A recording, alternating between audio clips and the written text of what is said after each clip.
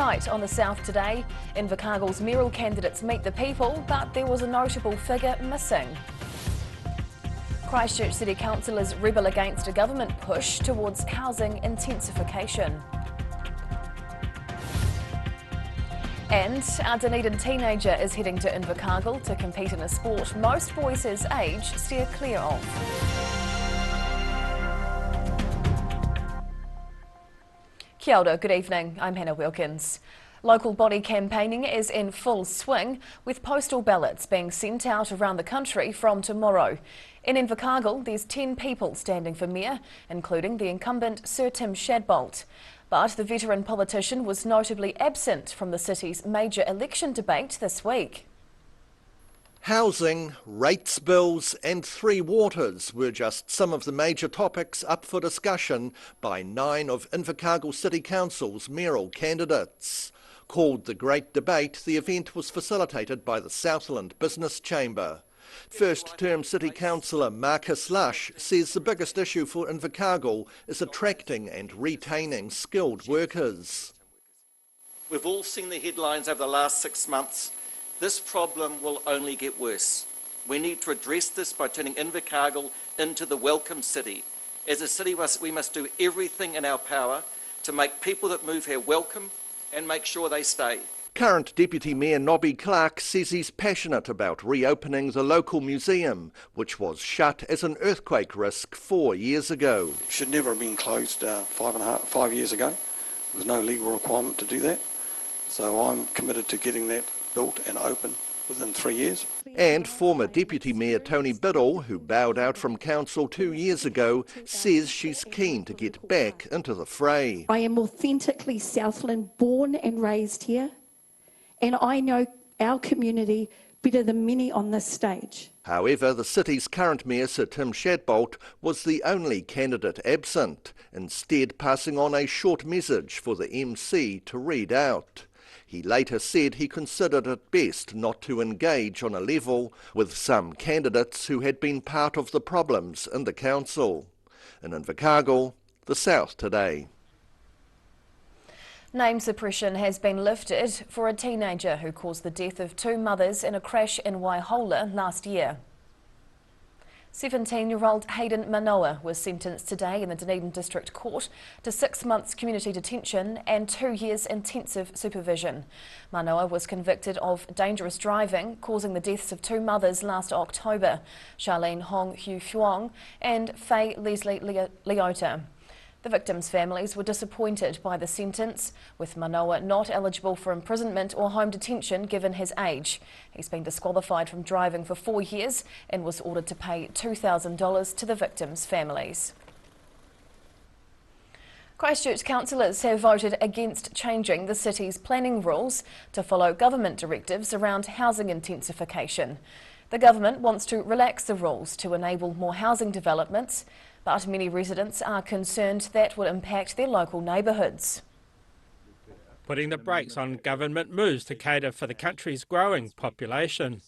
New national standards for housing density are about to be rolled out, aimed at increasing the supply of units, townhouses and apartments. But Christchurch City councillors are rebelling against the rollout. Those rules would allow up to 3 homes of up to 3 stories tall, built on most residential sections across the city, without planning permission. Councillor Johansson believes the plans would mean more property investors were able to buy more housing stock at the expense of first home buyers. You enable people that already own something to buy more speculative investment type properties or own small apartments that get turned into Airbnb short-term accommodation rentals without actually addressing the real issue of how can people afford housing and homes. He says since the earthquakes, the city has had repeated controls imposed on it by central government. We have spent the last decade literally rewriting our district planning to enable more density, more intensification, with less community notification and less urban design, and people are just fed up with it. Councillors have written to the Environment Minister expressing their strong concerns. The risk is the government could step in and implement the changes itself, or put a Crown manager in charge of the city. But Christchurch councillors are hoping the Beehive listens to their arguments and considers what's best for the local community. In Christchurch, The South Today. A group of Otago hairdressers are getting together for a hair-raising event. 10 hairdressers from across the region are preparing to do what they do best for 24 hours straight. Styling hair to prepare for an intensive day-long cut-a-thon. These 2 hairdressers are joining with 8 others from around the region at Zen Hair to cut hair for a solid 24 hours. The marathon session started at 4 p.m. Friday, with the hairdressers hoping to raise $10,000 for the Otago Community Hospice. We're all going to need it at some point, or be involved with it at some point. And only a certain portion of it is funded by the DHB and the rest of it is up to us. For Hayley Conn, giving back is the least she can do, as the hospice helped her family through her stepdad's death last year. Pretty amazing people to be around, and to know that you have that support is pretty incredible, and the support afterwards as well. And what they offer, as I said, is just, it's more than just end of life. It's helping people through a really, really tough time. The hairdressers are allowed to take breaks during the cut-a-thon, but the endurance event will test their limits and keeping their skills a cut above. I've done some big shifts in my time, but I have not done 24 hours. Meaning the stylists will certainly be ready to put down the scissors when the cut-a-thon ends at 4 p.m. on Saturday. In Dunedin, The South Today. Around 250 school students are set to compete this weekend in Invercargill in the National Aerobics Champs. Only a handful of those competitors are boys, but that hasn't deterred 16-year-old Harry Easton from taking part in the sport. Polishing his routine ahead of going up against New Zealand's best. 16-year-old Otago Boys High School pupil Harry Easton is preparing to compete in his first ever National Aerobics Championships, to be held in Invercargill this weekend. I've had dance background since I was 2, so yeah, I've always kind of been dancing my whole life, but this is just a whole new kind of level, which is really cool. There'll be around 250 school-age competitors at this weekend's event, with Easton one of the only few male athletes taking part. He believes the male body is better suited for some exercise and dance moves more than others, but has developed a lot of his own aerobics techniques by watching how female athletes perform their routines. It is a bit interesting to work with girls because obviously like different abilities and different things, and it's quite cool to pick up on things that they do and apply it to myself. Coach Hannah Alcock has enjoyed the challenge of helping Easton create an aerobics routine that best suits his gender. When I was originally making up the routine, I was making it really girly, and then I was like, okay, Hannah, you need to hold back, try and make it a little bit boy-y for Harry, so yeah. The National School Sports Aerobics Championships are set to run at ILT Stadium Southland over Saturday and Sunday. In Dunedin, The South Today. FI Yakane, still to come on The South Today. The Kingston Flyer steam train is getting ready to get back on track and already proving popular. And we check how one of the hardest hit West Coast towns is coping with the loss of tourists.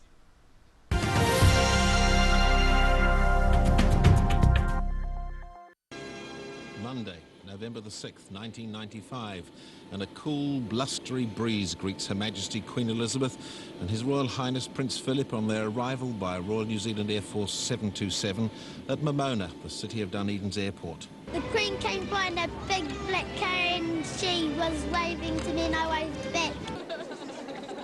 We can't tell you what the Queen thought of our children, but they seem very happy to tell us what they thought of her. She had a pretty hat.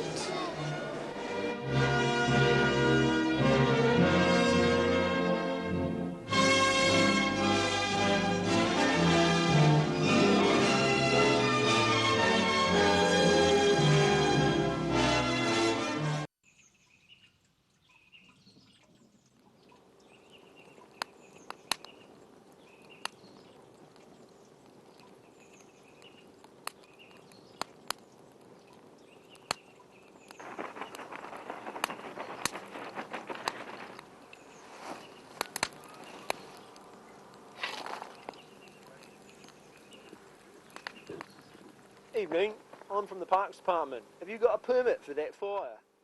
A poorly maintained heat pump can lose up to 35% of its output. The Mr. Heat Pump Cleaner team are experts. Their specially developed chemical wash is totally biodegradable. Call Mr. Heat Pump Cleaner and get the job done by the professionals.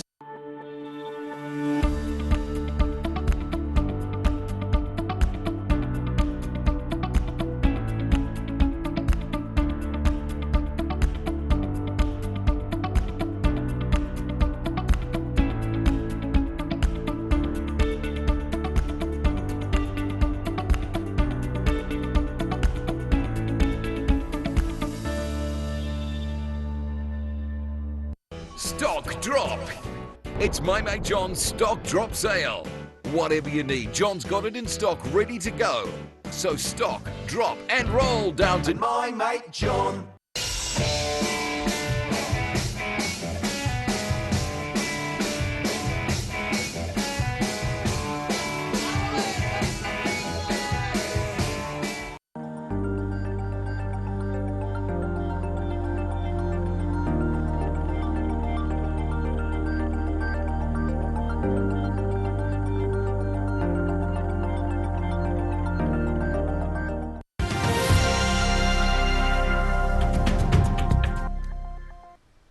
Tēnā koe, welcome back.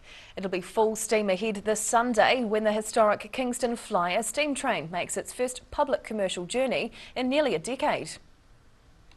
The vintage steam train began running as a tourist venture in 1971, but was largely mothballed in 2013. After a number of restoration efforts, it began operating occasional charter trips and other promotional runs along the Kingston to Fairlight line last year. The Flyer is now set to offer 2 public services every Sunday through to December, with most journeys on the well-known train already sold out. More than 2 years after the borders closed, tourists are slowly trickling back to New Zealand. One of the hardest hit towns was the West Coast tourist destination of Franz Josef, where many businesses have struggled to survive.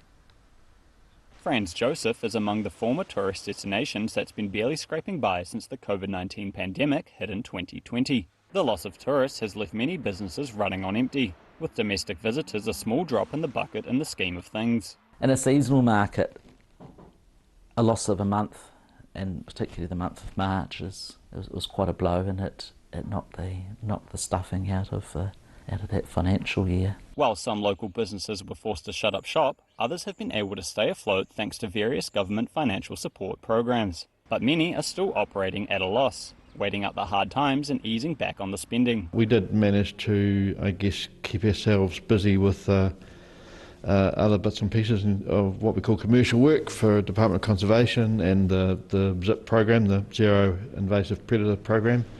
We've just been lucky, but yeah, it's been pretty hard, and a lot of remaining staff have had to take fairly heavy pay cuts. International tourists have started to return to New Zealand, but spots like Franz Josef, slightly off the beaten track, are expected to be waiting a little longer for the busloads of visitors to come back to the area. In Franz Josef, the South Today. And now recapping tonight's top stories on the South Today. Invercargill's mayoral candidates have faced the public in a major debate, but veteran Mayor Sir Tim Shadbolt chose not to attend. Christchurch City councillors are rebelling against a government directive for more housing intensification. And Dunedin teenager Harry Easton is embracing the sport of aerobics and preparing to compete this weekend in Invercargill.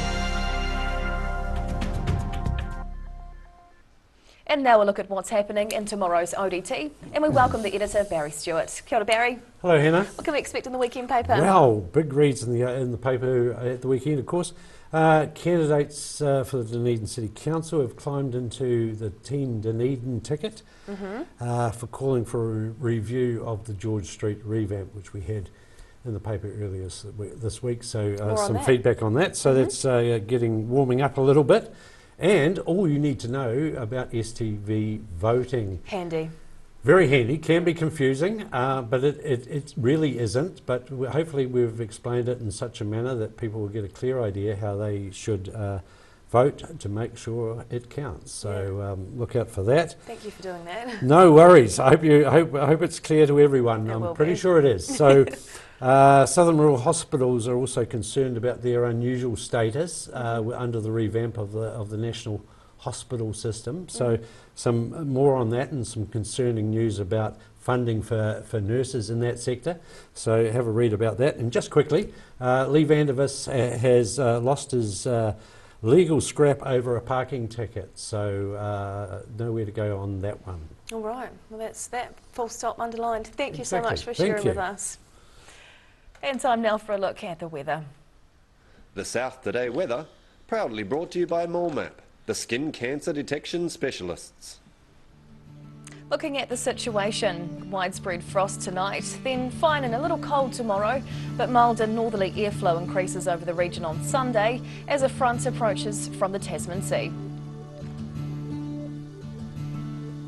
Heading to the top of Te Waipunamu, the South Island. Fine with light winds to kickstart the weekend up here tomorrow. Nelson heads for 16, 15 over on the west coast at Greymouth, and down to Christchurch, expect 14 as the high. Travelling to South Canterbury and North Otago, a lovely fine day on the way with light easterlies or nor'easterlies if you're in Oamaru, where it'll be 14 degrees. But up top for Ashburton and Timaru, enjoy 15 degrees. Westwards now to the Central Lakes, well warmer as we head over here, and a gorgeous spring day for Wanaka and Alex.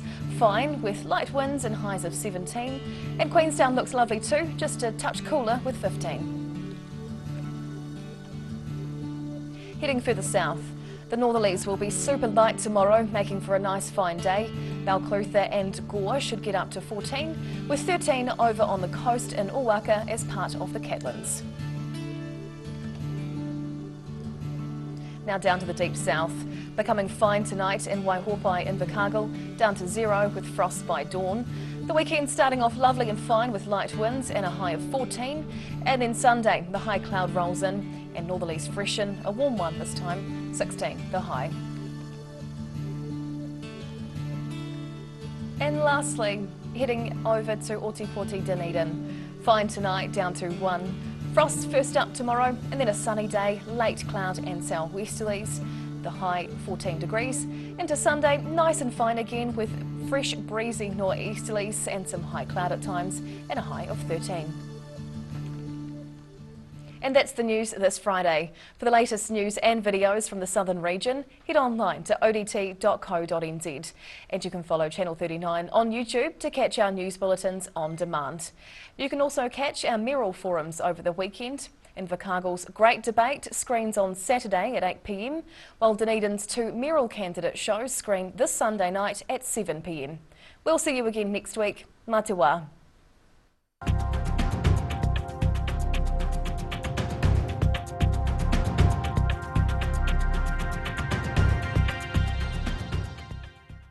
Public interest journalism funded through New Zealand On Air.